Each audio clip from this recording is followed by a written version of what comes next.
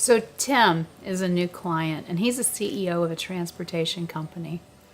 It's really interesting. He was telling me some of the things that he was working on and needed some help with the other day, and one of them was, my employees think they should have a say in everything. So here's some of the facts that he gave me.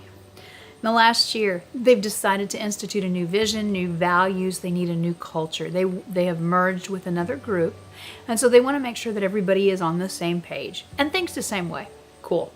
Another fact is, because they're trying to work through a new vision, values, and culture, they're actually soliciting feedback from employees.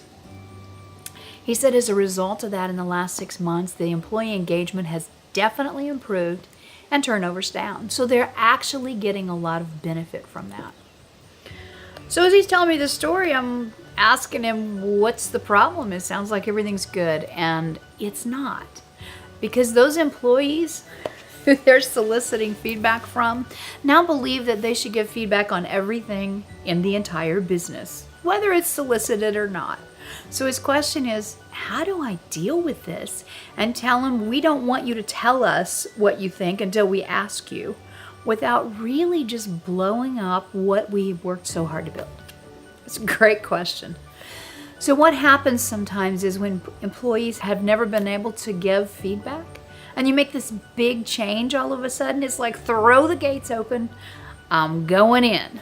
So what you have to do is let employees know we value your feedback. Just because you give us feedback does not mean we're going to act on it immediately. And that was one of the problems that he had, because when they give suggestions, they want those suggestions implemented now.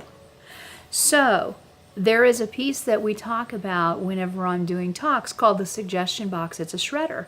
And he had this fear that that's what they were getting to, is people don't feel like we're really receiving their suggestions. So here's what I suggested to him. Go to the employees and tell them you do want their feedback, but we have a process of how we are looking at each suggestion that comes in. And know that just because we don't move on your suggestion immediately doesn't mean we didn't want your feedback. So you then have to explain to them what that process is, which means you got to have a process. So when we talked through that and we developed a process, he's going to take that to his leadership team now.